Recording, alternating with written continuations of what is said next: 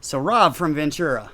Yeah, and other places amongst the world. So you happen to be in the club during a very tumultuous time for Ventura, Yeah.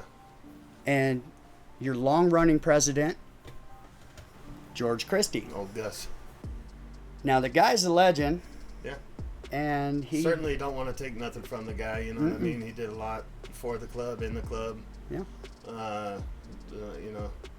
40 I years. just think that, you know, probably when most people write a book, you always need an ending for it, you know what I mean? Absolutely. I mean, when you got there, obviously, there's a rock and rolling club, right? Or a clubhouse. Yeah, it was good times, man. Yeah. A lot of good times. He had just gotten out of, I think he had just gotten off paper. I had just moved up there, and it was good times, man. We had a lot of good times at that clubhouse, you know. Yeah. A lot of memories I wouldn't trade for anything, you know. Absolutely. Yeah. A lot of members. A lot of members, big room, you know, and with that comes a lot, you know. You're always going to have different opinions, and which is a good thing, not a bad thing, but certainly it can get out of hand. Yeah. Which it usually does. Yeah. But Getting wild. just when you're in a, you know how it is when you're a bunch of competitive alpha males and what have you and whatnot. Yeah. Somebody wants to piss farther than the last guy did. Right. You know? And that's interesting because George is well known, got into a match with Sonny, Oh God, yeah. which caused a lot of friction between Cave Creek and Ventura. Well, I think, you know, there was already friction with them guys for who knows how long. I really, to be honest with you, I didn't know nothing about it until I transferred over there and seen. Me and Sonny used to talk a lot, you know, from the same town and whatnot. Born in Modesto. And we used to talk a lot, as well as his wife was a super cool chick, you know. Yeah. A woman, I should say. Yeah. She's nothing, you know. Can't take anything from any of them, but I think they already had their little rift going. You know what I mean? It had been there a while. Right. But you know, certainly you know, you can't just let shit lie. Right. You gotta twist and turn and push a little. Right. And ultimately, they put a battery pack in George's back, and George had the ammunition he thought to go and get Sonny out of the club. You know, and I don't know why he did that. I think that's where he went wrong, was when he did that. But I think also that maybe he was a little bit snared into it too. Right. From everything I've heard, he felt like he had the backing of the proper people who came to him to do it. Because somebody brought that to him. He didn't go looking for it. Somebody brought that to him. Right. And you know, and you know, it is what it is. You know, somebody already probably knew. Obviously, people know that they weren't the best of friends. But you know, I think they had a certain level of respect for each other, because Sonny did come to his anniversary in Ventura. It wasn't exactly how the way I heard it on somebody else's interview, but Sonny did congratulate him. I seen that. It was what it was. And you know, at the same time, I think Sonny was there not necessarily just to congratulate him, but to let him know that he was still not afraid to show up. Yeah, he's not. I'm not afraid to come to Ventura yet. I can't see you. Sonny came to Ventura. Of course, he had the backing of everybody around him. Yeah. But the only time George went to Oakland is if the whole charter went. Right. You know what I mean? Right. And he had to drag everybody out of bed because, you know, that's how thick it was getting.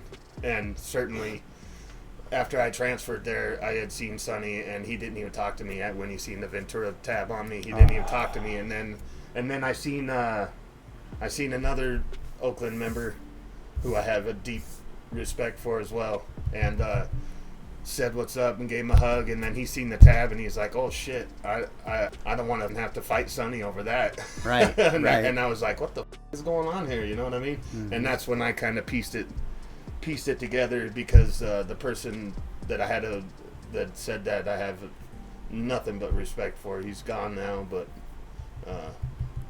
Marvin was a man of men, you know. Dude had a genius IQ as well, and just a good dude. Some of the stories just talking to him. You can tell by the shirts that he wore. Yeah. That he was a serious guy, obviously, but you know, like he was chill. He was, and I wouldn't want to piss him off though, because I've heard yeah, you know, things. So Ventura Cave Creek takes it up another notch when a member from Ventura goes to Cave Creek. Actually, a whole van load of guys went down there for the OM, and one of them didn't come back, and it's a real touchy subject for me. I don't, out of respect for that member's family, I don't want to say his name or because I seen his parents and it can tore him up, man. Yeah. Especially, I mean, just you can't imagine losing one of your own kids, dude. Especially to violence, you know. Right. And so that happened. You would go to an OM in Cave Creek. Things were a little bit different when you would walk into the clubhouse. The first time I went there after that, I think somebody I knew very well at the door was like giving me a big old hug, but at the same time was patting me down like I was under arrest or some shit. It was wild as fuck. Right. I was just like, wow, I never had a welcoming like that from him before. But then when we get in the meeting, somebody's up in the archway, you know, up in the attic with the thing. with the drill bits, you know what I'm saying? And I was like, oh, okay, I see what's up. Nervous? I don't think so, but definitely aware and paying attention. Like, I never really let my shit down when it was like that. Right. It definitely changed things on both sides of the fence in both areas. Right. Not in a good way either.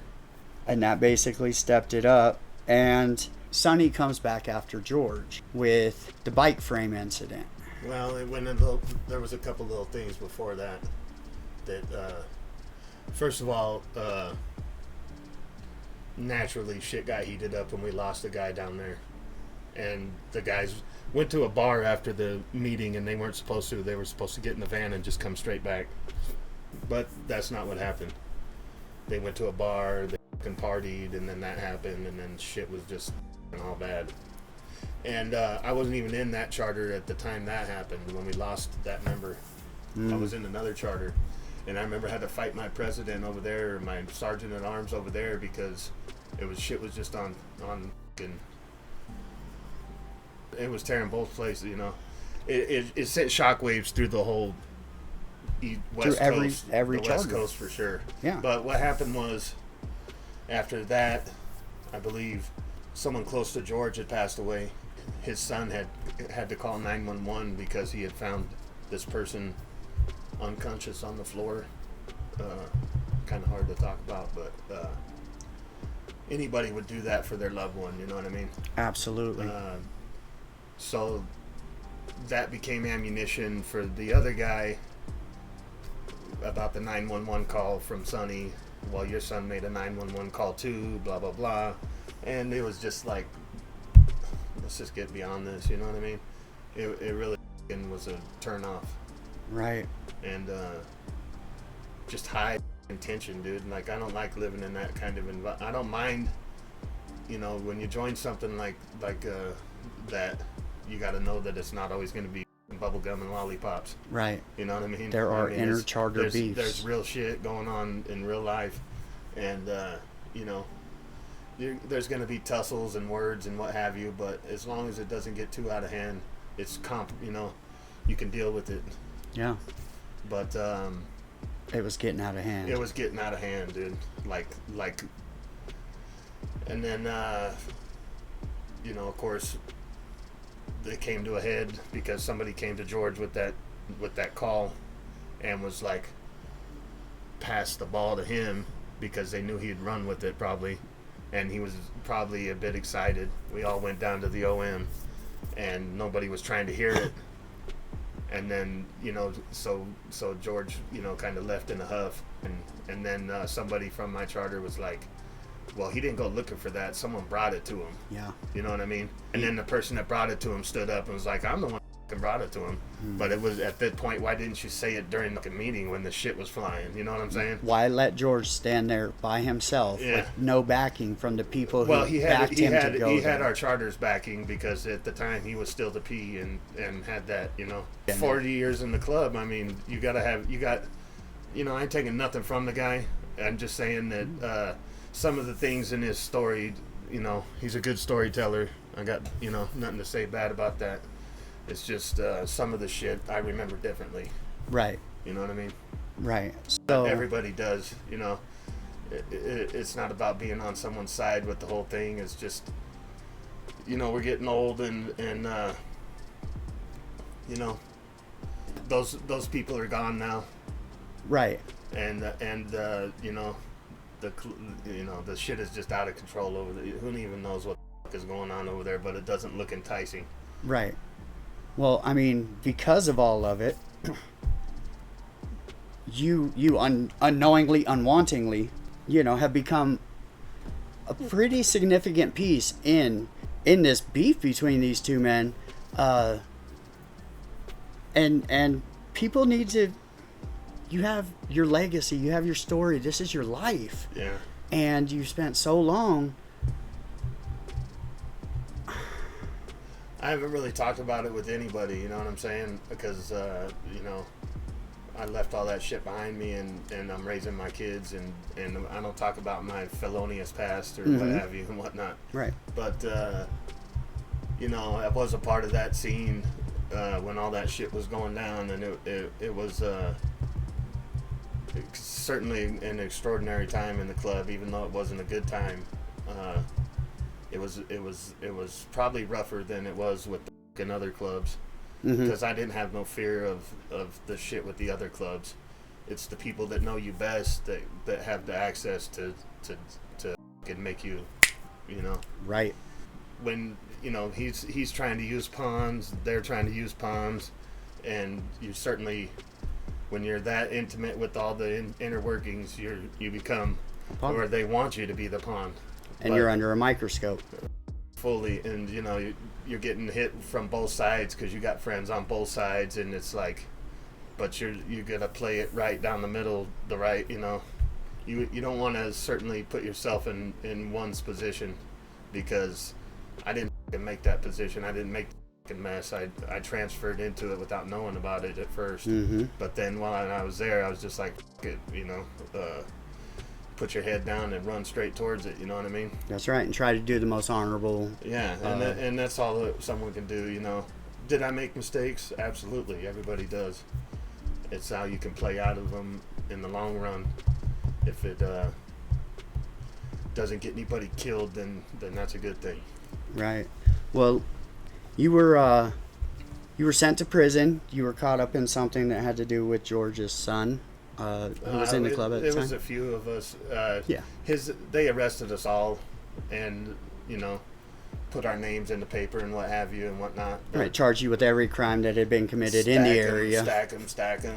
It's just a game they play. The Ventura Sheriff, fucking motherfuckers, dude, and they don't play fair. Like I was showing you on the search warrants, what they would do is get shit from a judge for one raid, but then they would just clear the paper and reuse it, and then take it to a judge after they would do a raid and get it. They would have pre-signed warrants. You know what I mean? It was like they were just making their own paperwork and kicking in doors, dude, and just annihilating our stuff. I told the guys, I said, hey man, whoever's banging someone's wife or daughter needs to quit, because they're just practicing on the building now, dude. Yeah. Like for real, you could tell when they're serious, or they were just using the building for like a practice. The one warrant. I mean, they were. Dude, they said a usable amount of speed. Yeah. Like what? You didn't even weigh it? And what do they know what a usable amount is? Right. To who? Certainly, that wasn't a usable amount because it wasn't used. But it was it was like that. It was just wild as hell. And the cops don't ever run out of money, dude. They're gonna trash your house. They're gonna trash everything you have, dude. They're gonna ruin your life. It's a real mess. So eventually, there is a member in Arizona who goes missing. Probably a few. But this particular one, his bike friend with the VIN number ends up in the backyard of the Ventura clubhouse. I think it was a whole motorcycle. Right. And yeah, that's odd. Right. You know, I'll just say this right now. That missing member had no connection whatsoever with the funk going on between the...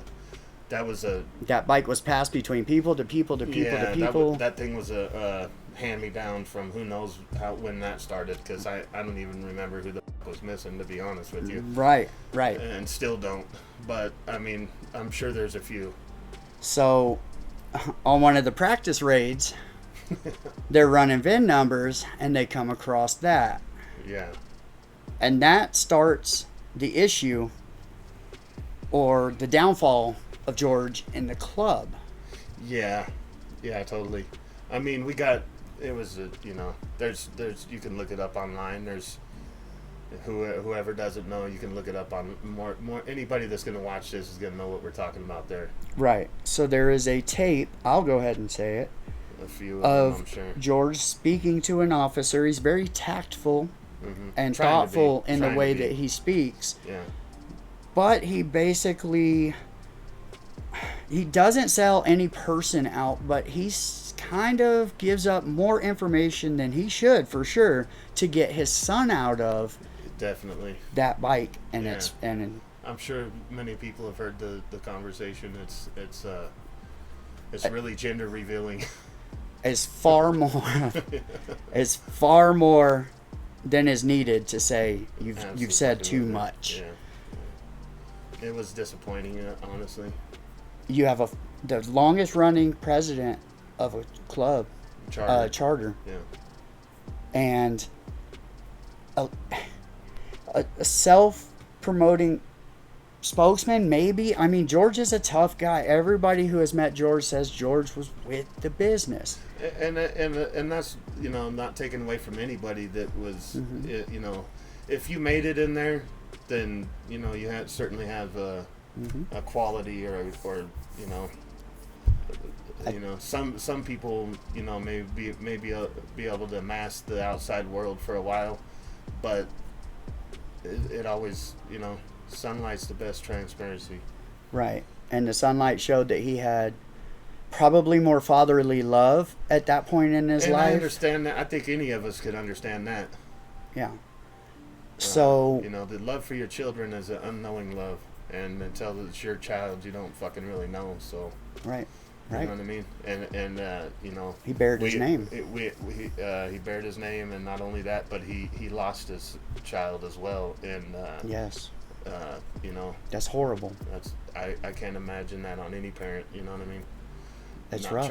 Not trying to cap on either one of them because they both had good qualities, and just in the end, it was an ugly situation. Yeah, and I think that George could have did for George, the way he had a good mouthpiece on him, and he could talk, and I think that he could have went about the whole thing more companionly, and it would have saved a lot of people's. It would have saved a lot of bullshit in the end, but sometimes, sometimes you can't, the light ain't bright enough at the end of the tunnel or something. I don't know how to really explain it, but it can be a overpowering effect to have that much power under you. Yes. Essentially, intoxicating. I would say the club was split into three: the people who did, the people who didn't, and the people who didn't give a fuck. Right. You know what I mean? Right. And that's about all it boiled down to right there. Right. His side, and the ones that really didn't give a fuck just kept doing Hell's Angel shit. Right. You know Keep your stuff away from us. Yeah, you know what I mean? And it was just, like I said, I think that George had a better mind to him but then again, he did, there did come a letter that he didn't want to look at. And that was the day he quit. I was there, and he certainly didn't hand over his vest because he didn't even fucking have it on. Right. I mean, that's first off, and you were made the president of Ventura. Shortly thereafter, I was already pretty much in a good position already with the guys because I didn't feed into that bullshit that he had created there for himself and everybody else that didn't have anything to do with it, which was a hard time for all of us. But afterwards, of course, there's power struggles and people want places that other people are at, or the people next door wanted to come back home, which would have been fine if we could have got our shit together as at home first. But there was just so much division that it was just a fucking. I think ultimately, and this is the best way I can answer all that whole show thing, is that he was done. He was already. We found out from an attorney that one of the people in our cases hired, that he was talking to an attorney down in L.A. to make his book and his life story or what have you. Right. So what happened was we found that out. Then he quit. Then it all came to light, and I think ultimately the whole thing he knew he was doing ahead of time for his book and what have you. You need to end to the book. Right. And it had to be like fireworks. You know what I'm saying? Right. And I talked to Sonny about it, and Sonny said we got people in positions to make sure that that he doesn't make money off the club or what have you. And for such a staunch person that was against making money off the club, that's all he's doing now. Right. So it's like, I don't know, whatever. And just so everybody knows, I ain't making no fucking money off of this. I don't want no money for this. I don't give a fuck. Right. It's just I'm doing it's just important. fine, you know what I mean? Right. It's just important. It's just he's history. actually taking care of me right now. It's actually history. You know what I'm saying? It is. It's history, and it's important club history. So George comes in to say that he's quitting the club. No, he didn't come in to say he was quitting. The letter came after OM. I think we were going to read the minutes, or going over the minutes, and somebody was trying to hand him that letter, and he didn't want to read it because a member from Oakland was calling him on some shit, or all of Oakland was, but one person wrote the letter. Okay. And I'm not going to get into what it said because it was graphic. That's none of anybody's business. Yeah, it was personal. You know what I mean? And the bottom line is, he just said, "I think I'm done. I'm done." And it went around the room, and everybody's like, "Well, And for everybody had their own selfish reasons for why they'd want someone to stay or go. Whoever, doesn't matter. But the bottom line is, he didn't want to read the letter. Someone else read it out loud, and a lot of things came to light. And like I said, when we had other people in cases that we had to get a lot of attorneys for. And mind you, the only time Ventura ever asked for money was when George got in his big beef, and they asked the big room for money. We had 2 and 3 bells when I was in there with the guys, and none of them asked for money. We were riding that shit on our own. We couldn't even leave the county. You know what I mean? Like, we had shit going on. Right. And we never asked for a thing. Right. We were just handling it ourselves. And some of it was brought about. So that's how we found out about him making these trips to L.A. He didn't even really give about the charter anymore, I could say. But I think in the grand scheme of things, he needed an ending to his book, and it needed to be fireworks. And I think that he wanted to take Ventura with him when he left. He didn't want it to exist anymore because he started it, and God damn it, it was going to die with him. You know what I mean? Right. Which it damn near did, because it fucked up everything. He really could have went about it a more wholesome way. Right. For all the shit he talks about, trying to break peace with all these other clubs and whatnot. He sure didn't try to do it then. Right. With his own club. Right. Burn it down on the way out. So it left a lot of good shit on the table, and ultimately it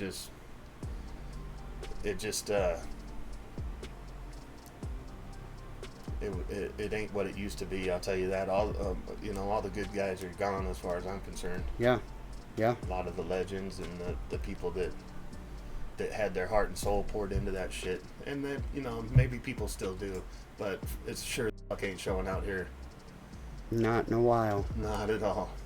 You are now the president of Ventura. Yeah. George has not given up his patch. I didn't pom-pom for that position. It was brought up and voted on without me even knowing shit about it. You know, maybe it was the grand scheme of things of the other guys that were power drunk. I don't know. I don't really care. All I cared about was moving forward, you know. Maybe the older members saw what was coming. I'm sure. And there weren't too many older members. The younger members weren't popular enough. Yeah, it was some of them. I wouldn't say that. Ventura, everybody in Ventura and the people that were next door were definitely well-known people and good people. You know, I ain't taking nothing from any of them except for maybe that one. Right. But he shall. You know, they can rename nameless. I ain't trying to fluff no feathers or make somebody out to look like something they're definitely not, because they're not. Right. But, you know, there's a lot of people still that hung in there. Is it the same? No, everything changes. Would it be something I wanted to be a part of now? No, not then either.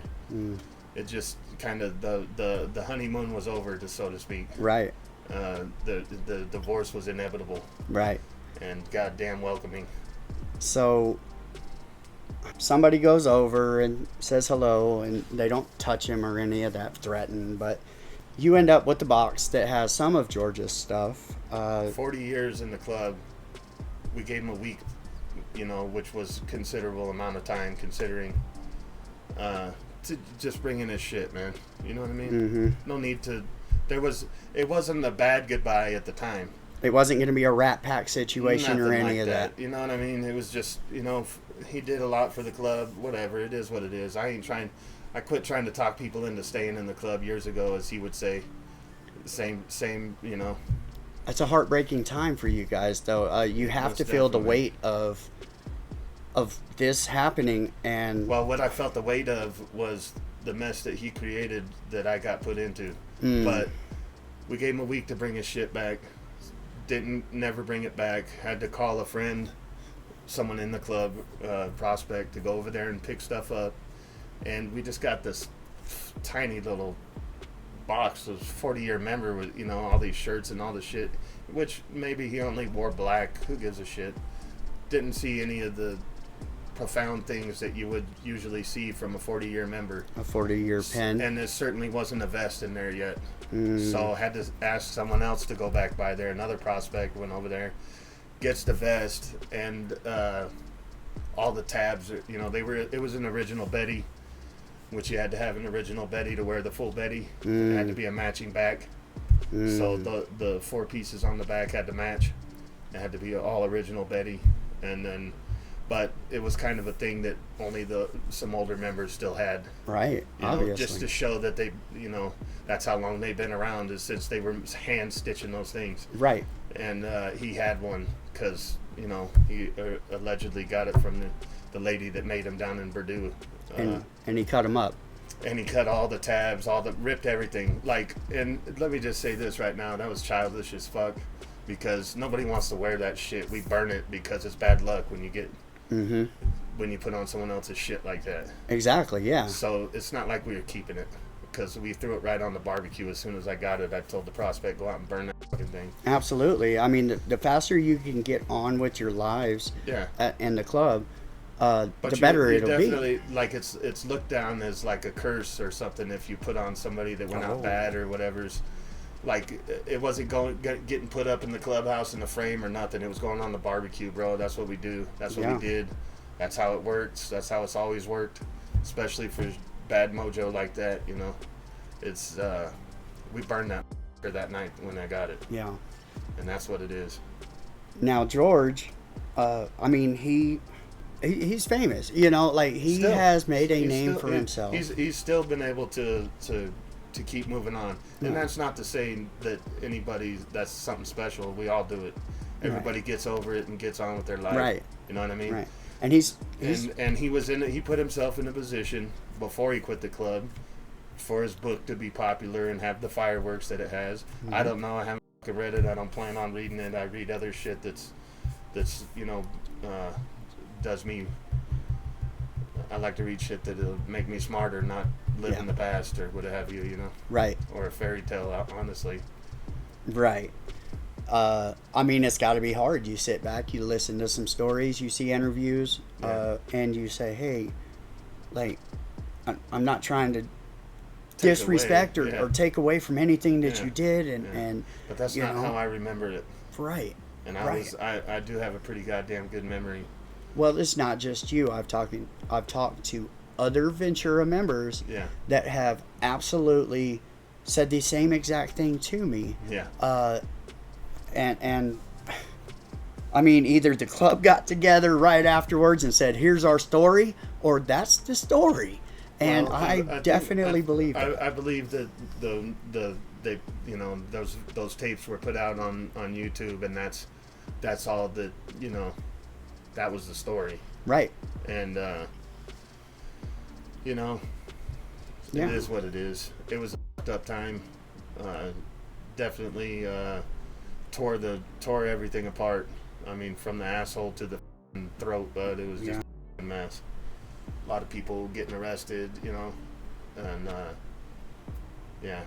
right. It wasn't fun times. And there's no telling where that could have come from. Also, I won't obviously say anybody talked to the cops and told them where to find stuff or any of that, but I mean, it inevitably led to Ventura's clubhouse just getting mosh pitted by the police. Yeah.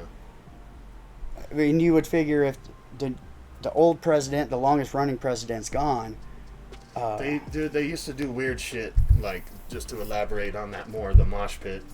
Like, the cops were trying to be psychological, you know what I mean? They would rip the clubhouse open, raid us, go in there and blow up the empty safes, because we didn't keep shit in there, you know what I mean? Yeah.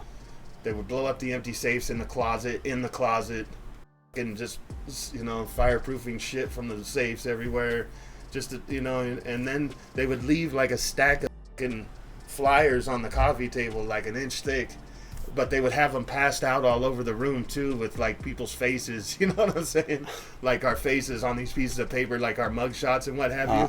Like that's what's coming next. After this raid is more mug shots. We don't give a fuck. That's what we were living in then. You know what I mean? All that shit was just like, chicken's done. In one of those raids, they took $600 cash, which could have come from anybody that works at Del Taco. A usable amount of illicit Tylenol, medicine. Tylenol. Yeah, and a laptop. Yeah. Good for you guys. I think they took like 3 laptops, 2 computers, my weed.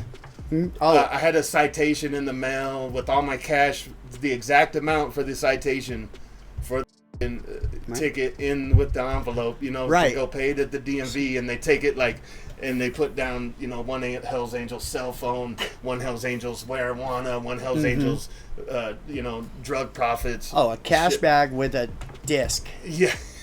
It was just... Could have been anything on the disc. I'll tell you, they raided me one time in the motel, and I had just gotten a new Nextel phone. It was like maybe the 1190 or something. It was years ago, 20 years ago. I don't even remember how many years ago. But the phone they had just come out, and all the Ventura Sheriffs had just got them, and they raided me in the motel, and I've got one, and they're like, one Hell's Angels cell phone. You know what I mean? They're like, he's got the same phone as us. What is this shit? You know what I mean? Yeah. Like, hey, we all got jobs, right? I'm a carpenter my whole life, but I fucking bought it just like you did. Excuse me, wait, the department paid for yours. I paid for my own. Right. You know what I mean? And that's what they don't understand is a lot of these men are business owners in all the clubs. It's a working club, Not, it hasn't always. I'm not to say that everybody had jobs all the time, because it's hard to have a job and be in the club and be as stay on the good side of people. You know what I mean? Right. If you ain't there, they're going to be talking about you. Yeah. Why isn't he here? What's more important than this? Sorry, I got a real life too, not this fairy tale shit. Right. Hopping around on, bunny trails. So in the end, George is out of the club. Yeah. Sonny, there's zero repercussion for that phone call. I wouldn't say that. I heard something at a fucking meeting one time. Somebody in another charter did the same thing, so to speak. Called on his wife, and this is a very, very renowned charter. JR from Richmond, and they said because we don't put up with people calling cops on their whoever, period. So he's out of. They gave him a choice to go out bad or quit, so he quit. But that doesn't necessarily mean that he stayed out, quit. You know what I'm saying? Because you could quit and So many people that I've talked to quit the club and they were out bad a week later. And it's the same, people say the same thing about George. I had to put George out bad because that's what he wanted for his story. And people didn't have the foresight to see that, I don't think. Yeah. But that's what he wanted, or he wouldn't have did what he did. Right. George is a very smart man. Believe me, he's a very big chess player. Yeah. You know what I mean? And I'm not taking anything from the guy. He played it good. He did. He played it good. And he's still doing good, and God bless his heart for it, Yeah. Hey, move on. I want him to have all the success in the world. But at the same time, make your success somewhere else, because people need to realize this one thing only. He was so pissed that Sonny was going to make money off the club and wanted to stop it and was doing everything he could to do that. And then he quits and has his book, and he's doing the same fucking thing that guy was. As he's lining the book up, as he sees the end coming for him in the club. I think he knew the end was near anyways. He didn't give a fuck. All he cared about was the ending for his story. Right. And by the way everything played out, I firmly believe that, and nobody could tell me different. That's my personal thoughts. Yeah. You know what I mean? And it's not without struggle. George, rest in peace to his son, lost his son. You know what I mean? Not too long after all of this happened. Yeah. And that's a hard thing for a man to deal with. I would imagine being so close. His son was in the club with him. That's his son, man, and definitely rest in peace to him. And obviously, I think nobody ever can really accept that, but it's life. We all are born to die. Sadly, some go more sooner than others, or violently, or however. But Georgie was a good kid, but I got nothing against the guy. I got really nothing against George either, except for the story of how he left. Yeah, because it may fit the storyline he's moving with for his book and what have you, and I don't care, whatever. He gives a.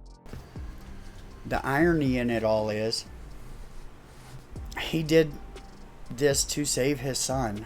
To know that you just 40 years, 4 decades, being going hard, and you just gave it all up to save your son, and your son passes away anyway. It's got to be. They had both been out of the club before, like George quit, and then like a few weeks later his son quit. Mm-hmm. Obviously, probably feeling the heat in the kitchen because he didn't have his dad looking out for. He still had the charter looking out for him, but we can't go everywhere for you and do everything for you. You got to fight your own. Everybody's got to fight their own fights in there. You know what I mean? Right. It ain't a 2-on-1 or it's 1-on-1. You know what I mean? So there was definitely going to be some 1-on-1s coming. I'm sure of that too, because of the shit that had proceeded before him. Right. Before all of us, probably. Right. And it's got to be hard for Georgie too. I think it was. They both just kind of dissipated into the world, And I'm sure George probably felt like somebody was looking for him or coming for him. Well, he did say something like that to me on the phone when I was trying to get his shit back. I had called him one day and I said, "Man, you put me in a bad position because this got nothing to do with me. Right. You quit. I didn't. We need your stuff. You know the rules. We got to have it. Right. We got to show for this. Right. And he said, well, if I see anybody, I got to assume they're out to harm me or my family. I said, man, stop. I said, cut right there, dude. Right. Said, nobody in this charter is coming for you. We ain't looking for you. Don't give a fuck. We just need our property back. Right. So please just give the property back because you're making this more than what it. He was escalating that part of it for the out bad part. To the point where we never got the 2 flags that he had hanging up in his gym. You know what I mean? It's just, eventually he would have been put out bad anyway as more evidence came He was going to be put out bad regardless because he needed the ending for his book. Mm-hmm. And that's what he named his book. So, I mean... there you go. If you think about it, you know... Yeah. It didn't make sense until it did, right?